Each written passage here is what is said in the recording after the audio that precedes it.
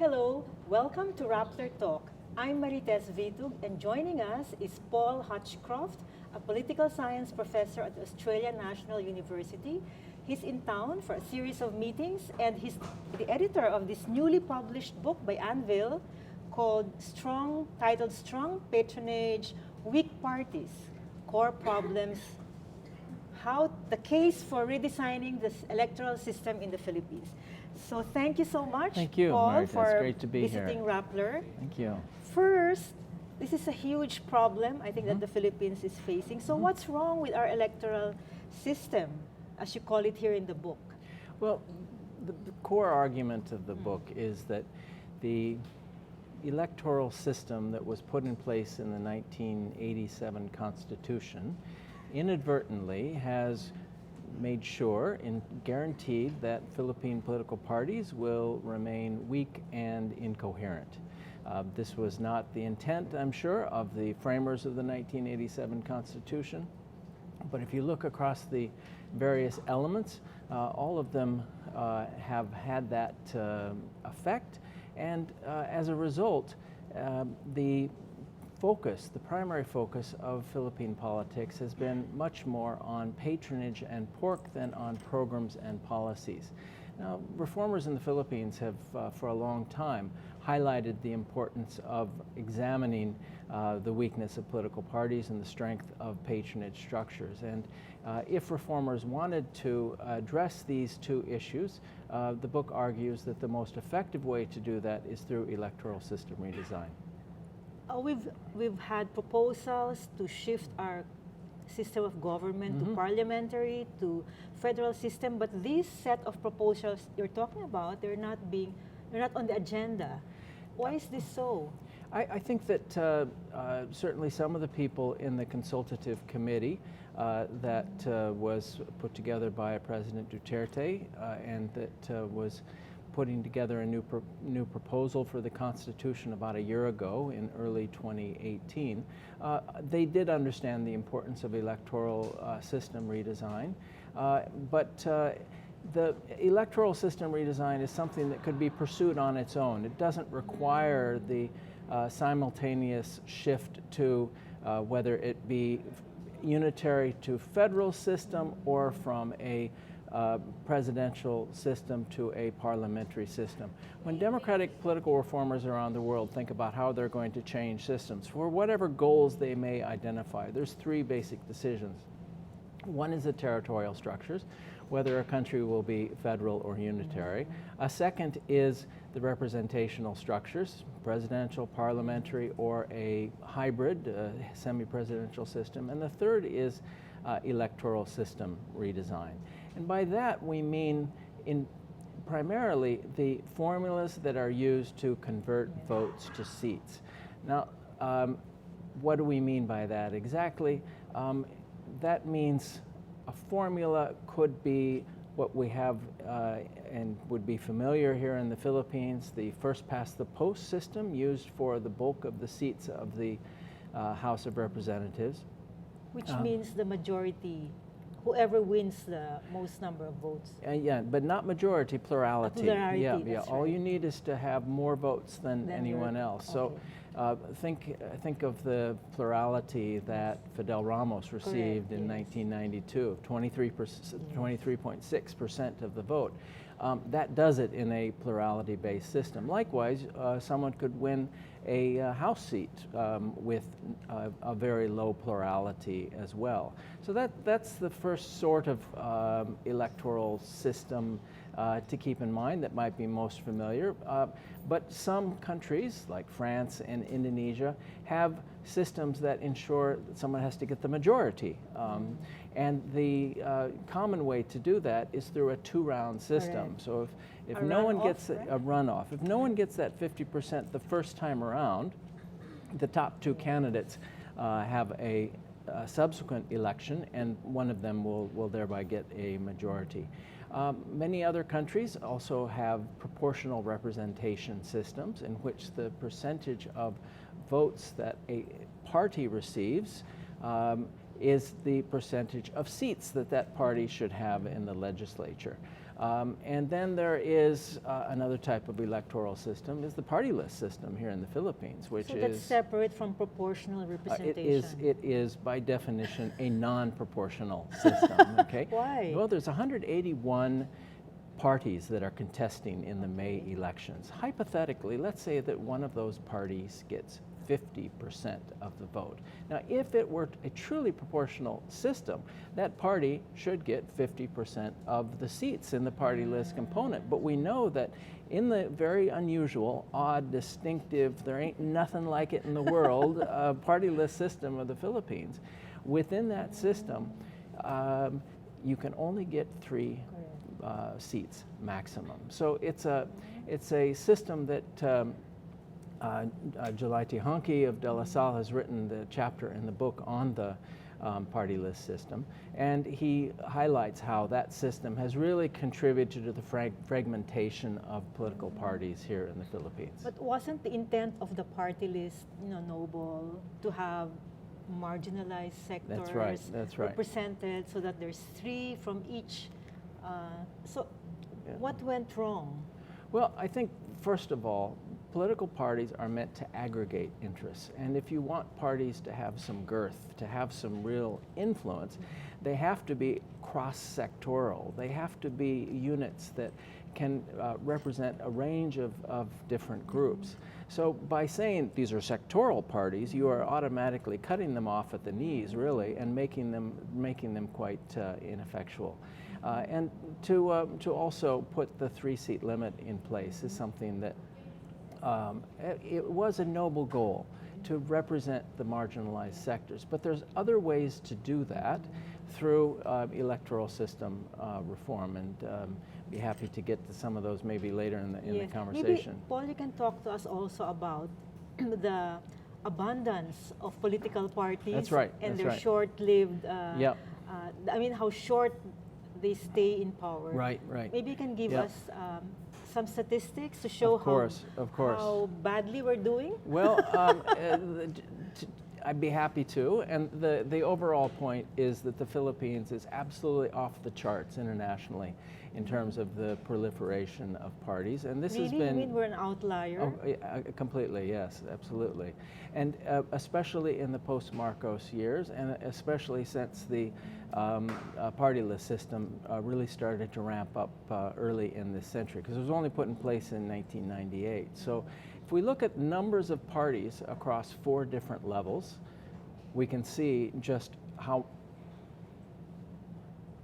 extensive that proliferation of parties has been. So at the presidential level, if we look across the last 5 elections, going from 1992 to 2016, there has been a staggering 18 parties or coalitions contesting the presidency, and this is highlighted in Ramon Casiple's chapter in the volume, which these tend to be very short-lived coalitions. For some of the younger viewers here, I imagine that if we spoke of some of these parties in the 90s, they're just hardly alive anymore. Or if they are, they're a shadow of their former selves. So you've got 18 parties or coalitions contesting the elections over time, and 3 independent candidates as well. Then if we look at the current Philippine Senate, 24 members, of course.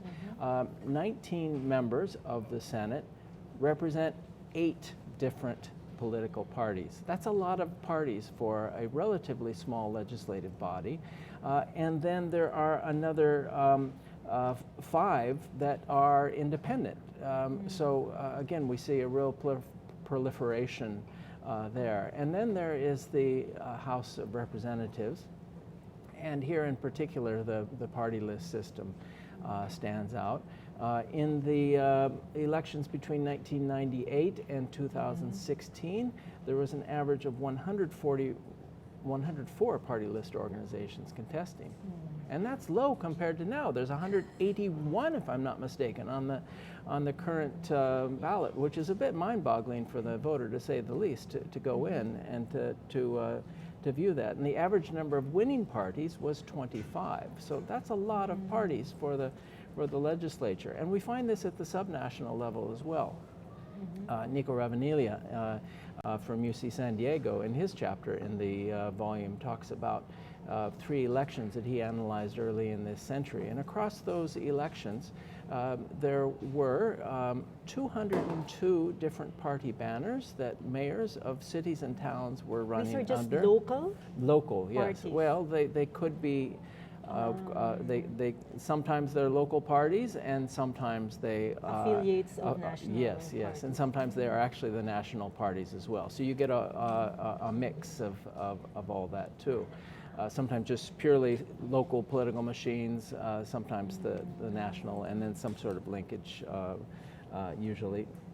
So 202 different parties contested, and after the elections there were 101 parties represented among city and town mayors. So that gives you some sense of the proliferation of chaotic, parties. Isn't it? Well, political parties are meant to structure political competition, and they're very useful for helping voters know what they might get when parties have consistent party platforms and the like. But given that there are so many parties, and they're just as importantly very weak discipline within parties, you vote for a candidate who may say that they're part of party X or Y, but you don't know that they're going to really hew to the program of that party.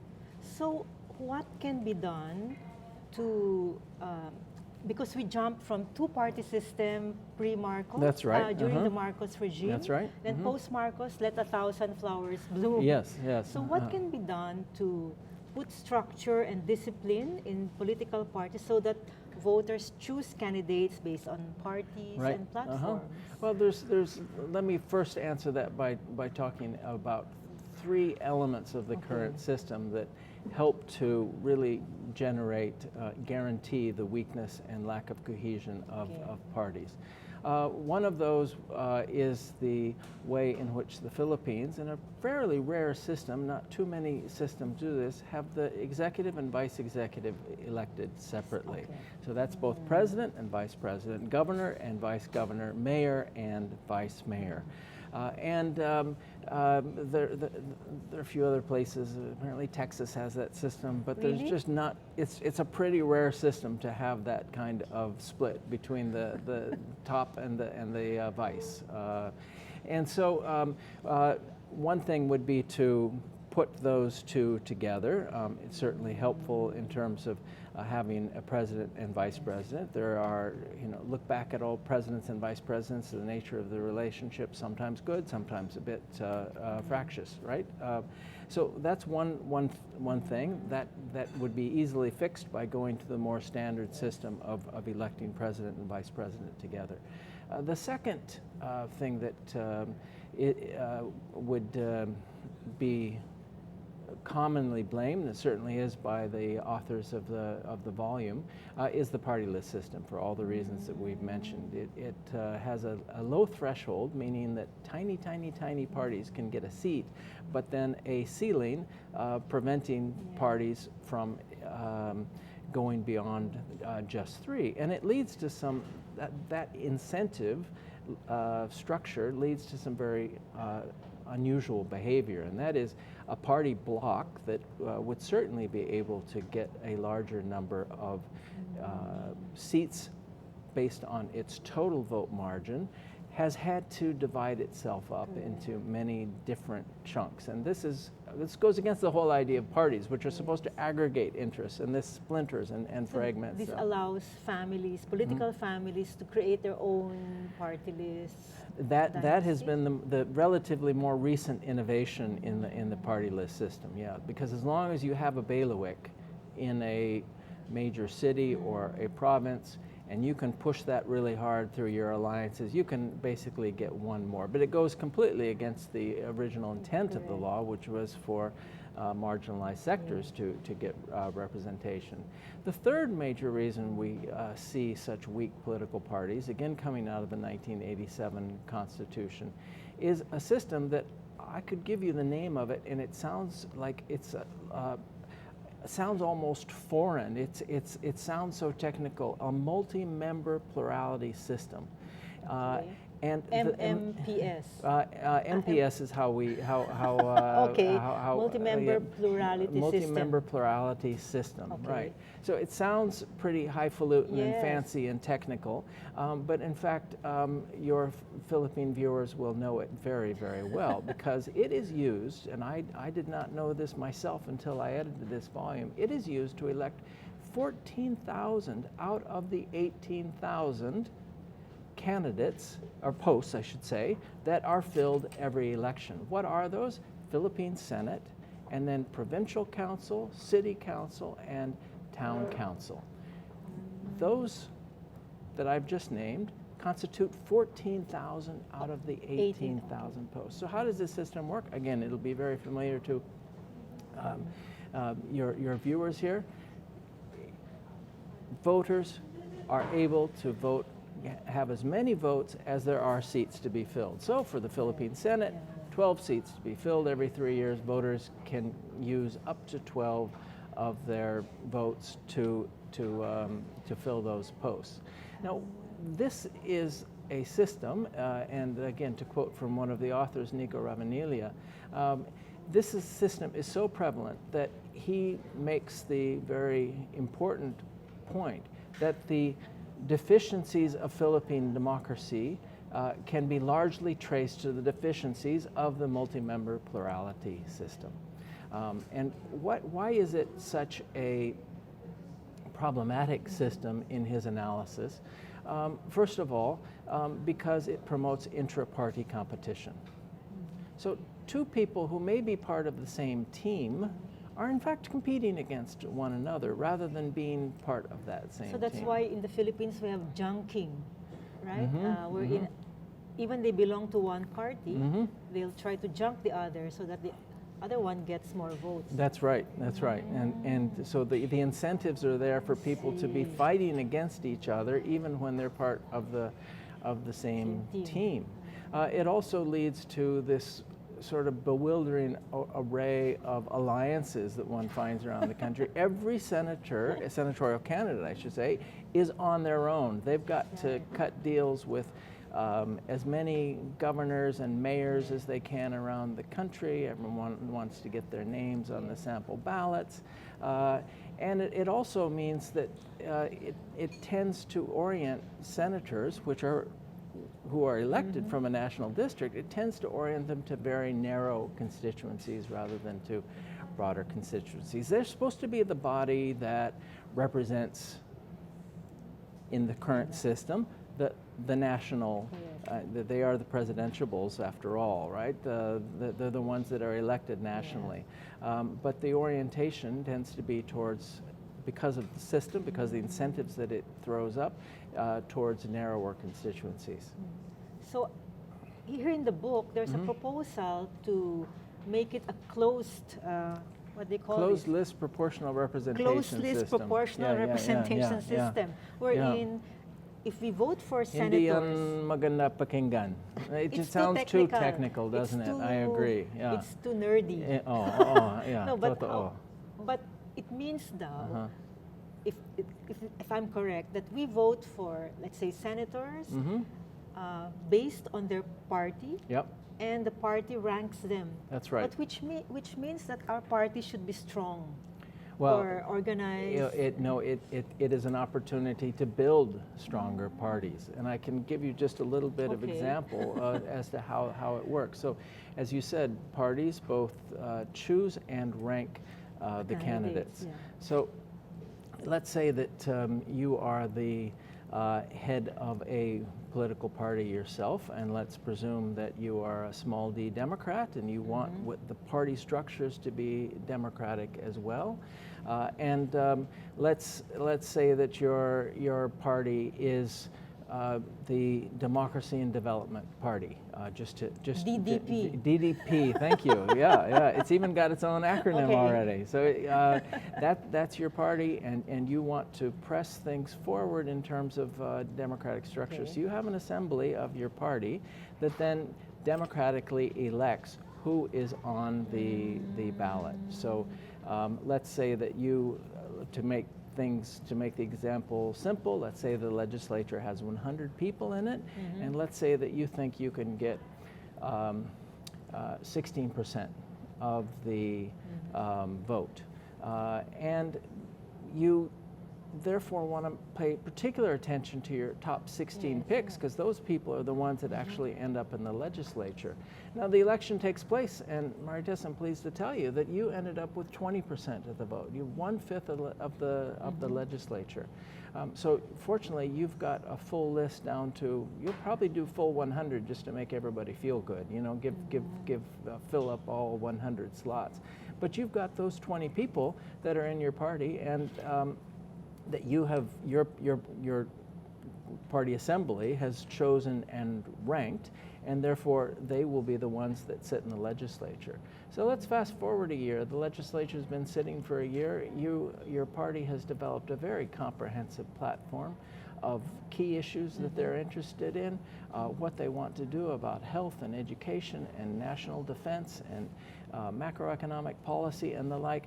And of your 20 members, let's say that the people who are ranked just halimbawa, number 3, number 7, and number 11 turn out to be problems for you. They get minds of their own, and they're rogue. They go away from the party platform.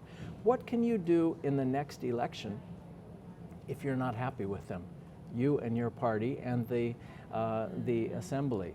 You can go back, you'll have a new set, a new list, and those people who have not been loyal to the party will either be thrown completely off the list, or they'll be ranked so far down. This doesn't need any new law or amendment, maybe, to the Constitution? Well, a key purpose of the book is to provide some analysis, as well as learning from the world about other experiences, as well as particularly the Philippine authors have asserted some specific changes, proposed some specific changes that they want to have.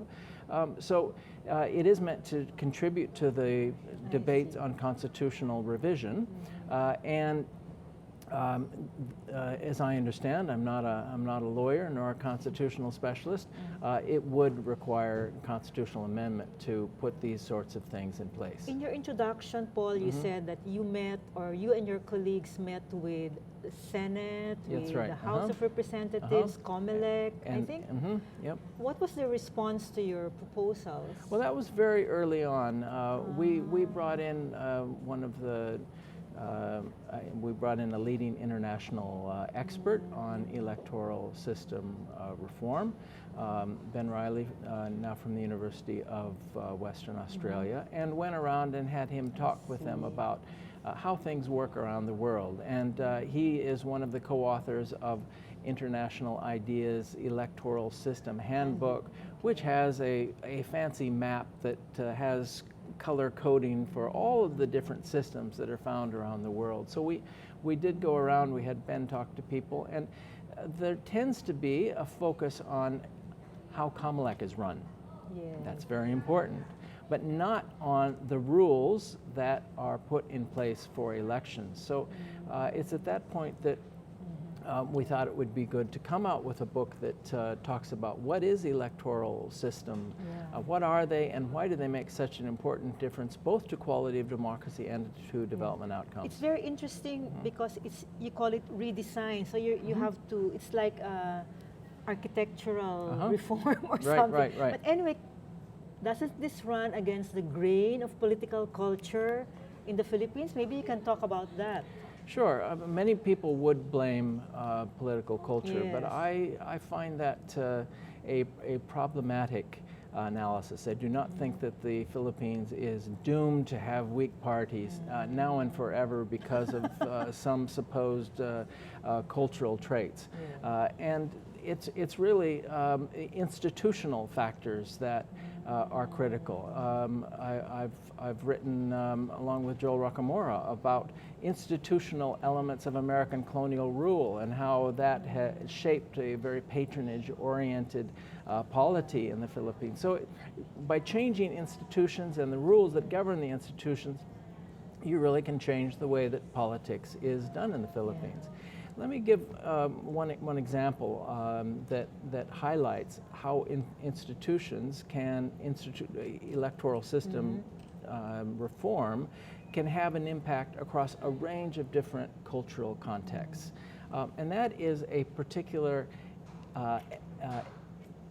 innovation on top of the closed list proportional representation system that we had that promotes a greater degree of women's political participation in politics. Okay. Yeah. So as it's called the zipper system. Now I mentioned before that the closed list proportional representation system is one in which the party is responsible for both choosing and ranking the candidates that go on the list, and highlighted how that is such an excellent way of promoting a greater degree of party discipline. It would be quite easy to put that in place through the national district that currently exists in the Senate. You could even add in some elements there that ensure regional representation. And you could use it for part of the House of Representatives. July Tihanki suggests that the party list system not be abolished, but rather reformed and put more in line with a truly proportional system, and the closed list has the advantages of party discipline. But so, again, going back to the example where you're the head of a party and your party assembly chooses and ranks the candidates, in a zipper system, your party and all others are mandated to have alternating women, men, women, men, women, men. And that is to ensure a greater degree of equality, gender equality, and that is why it's called the zipper system, because you've got the alternating between. But a zipper system, we don't have that system now. No, no. So again, it will require.